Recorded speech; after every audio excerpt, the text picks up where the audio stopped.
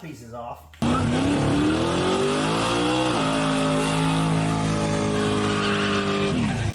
G'day folks, out in the shop again. It's been a little bit since we've been out here. It has been miserable cold here in Ontario. Everybody came down with the flu after Christmas. It's just been a miserable experience. I hate winter. Anyway, we're out here working on the NOTicon. Yeah, it's not a Rubicon, so it's now called the NOTicon. I came up with the name.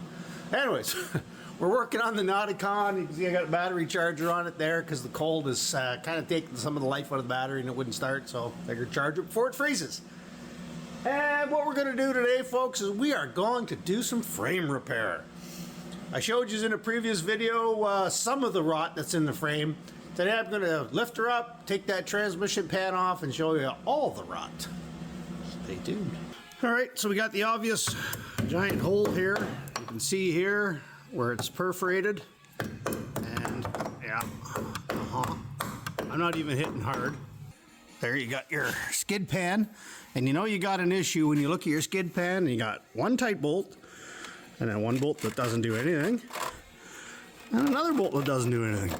So you know for a fact that this part of the frame in here is rotted out. The only reason this one works is they drilled clear through the frame, put a giant bolt and stuffed a nut on the top. So that's the only reason we even have one side held on here at all. And then when you get up here, you can literally see the seam where it's gone. Like, if you look in this hole, the dirt is as high as my finger. It's just mud caked in there.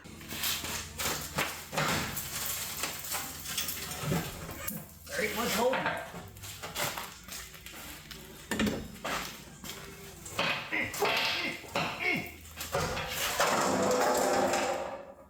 Well, that piece is off.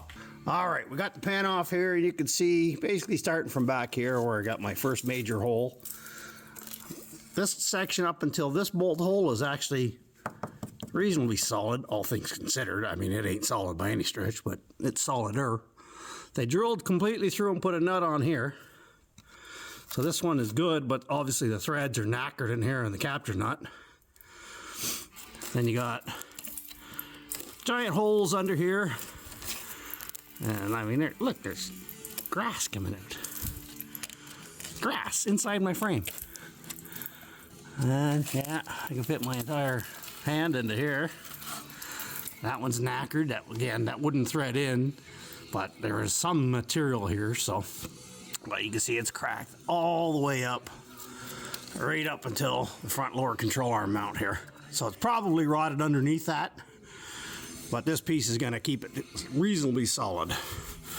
Let me show you what we're going to do here.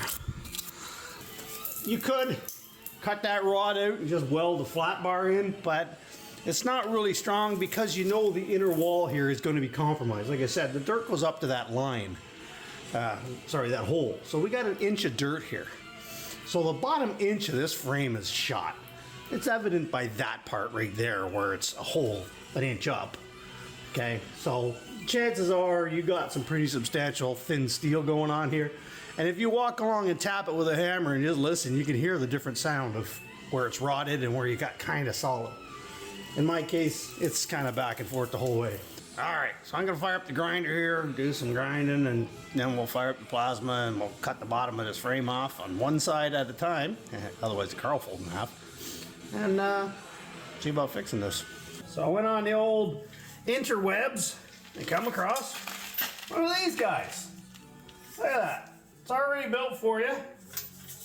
It's one piece that they bend and then they notch and fix up the ends parts where it's, then they cut out your body mount brackets and stuff. Got the capture nuts already in it, and it came with the bolts for the skid pan. So normally it would just go on like that right now. All right, and we can mark the top, you know where you got to weld and clean. But because I got the steps on this, I'm gonna have to notch this out because I am not pulling those steps off. Those bolts are gonna snap, 100% guaranteed. And I gotta weld them back on and do all kinds of extra work. So I'm leaving them. All right, we made our cuts here for our steps. Let's see if this will work. Now, obviously we still gotta do some grinding and cleaning up and cutting, But we're just making sure it's going to fit without more modifications before we go too darn far.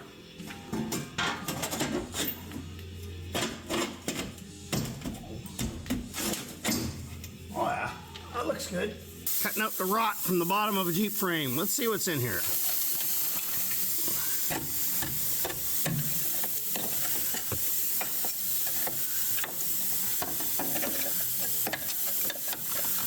Wonder why. Wonder why Jeep frames rot. Put down the sleeve.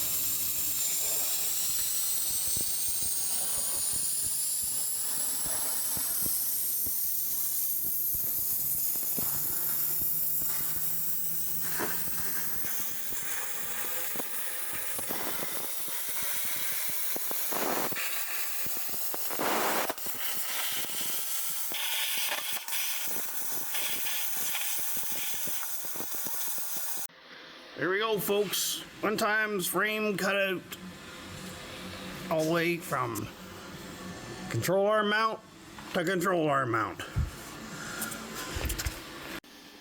So now all I gotta do is a buttload of grinding and, well, welding and assembly.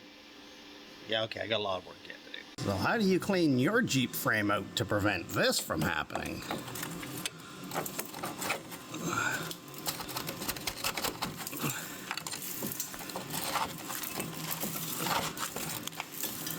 Yeah, I wonder why they rot. This thing's not even an off-road Jeep. This is just a street Jeep.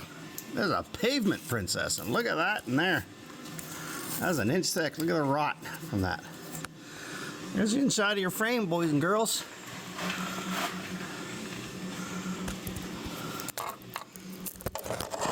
That is like, I can't even get this tool in here.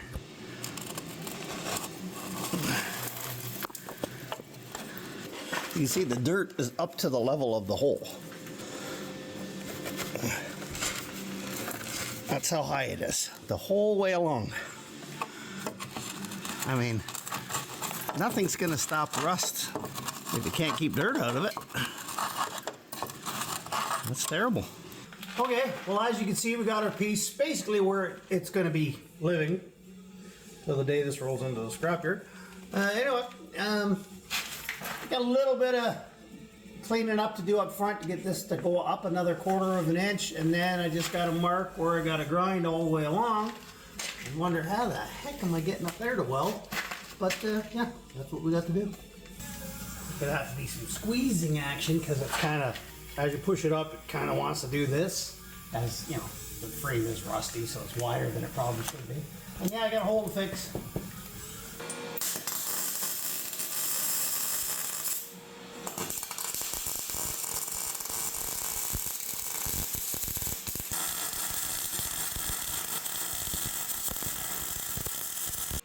Damn, this would be a heck of a lot easier with the body off.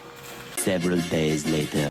We're back out in the shop finally. We had to chip like an inch of ice off the floor here because we had water from the melt and then freeze and everything else. So anyway, let me show you what we got going on. So where we left off, you can see we got all that new frame welded in. And on this side, that one's all in. So we got those done.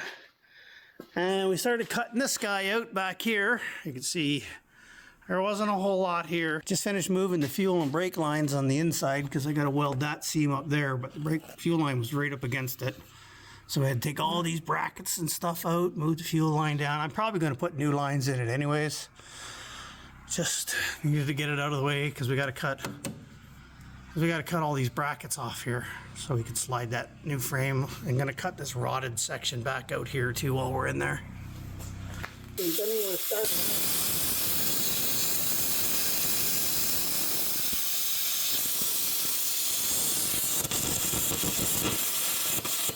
That's some rusty in there. Yeah. It does not want to cook.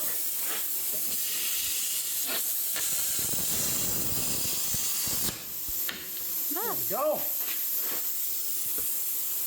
One less bracket. Yep, right there. All right, so there's that piece cut out. Now we just got to do some grinding. Cut out the really rotted stuff. You can see in the back left there, that's pretty bad. We'll get to some good steel.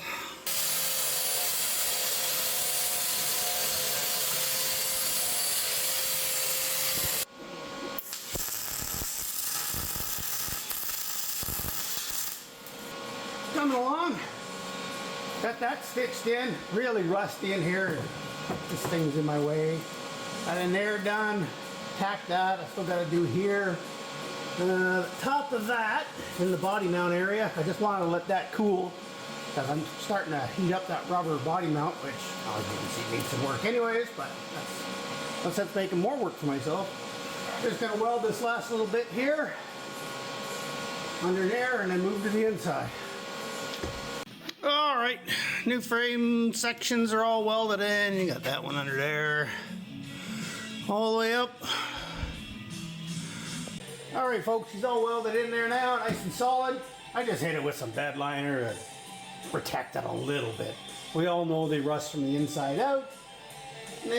So it's something. There is in this one a weeping hole right here at the bottom where it should be, so hopefully that helps.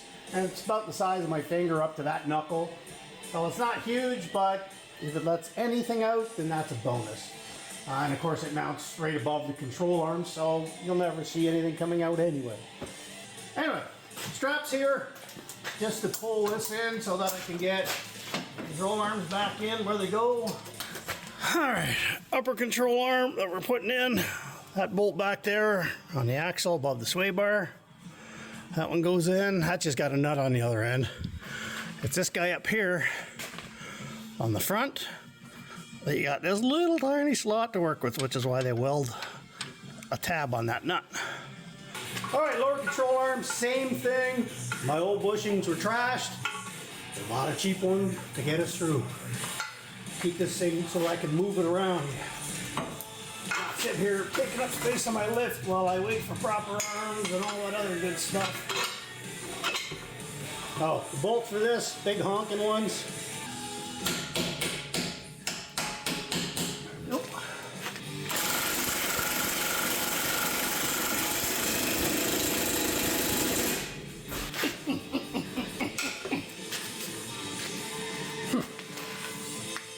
Those are some good tools. Made in Canada. The old gray. It's a shame they stopped making them because they were great tools. And of course the last thing's gotta go in is this bolt. It goes right into the sway bar through that little bracket and has another one of these little widgets on it. Okay folks, there she is back on all fours the way it's meant to be. Not a bad job, a lot of work, a lot of dirty work, and everyone's gonna be a little bit different because they all rot slightly different, but anyway. The kit itself, it was budget. I mean, this is just $1,000 Jeep, right? Like, it's nothing special. It's the cheapest one I could find on Slamazon, so it's all Chinesium and whatnot. But truth be told, the steel would have cost me as much as the part, and it already had all the brackets made and bent and everything else, so I don't care if it lasts. If it doesn't last, I'll get a different frame and do something else, or who knows. On that note, catch us on the next one.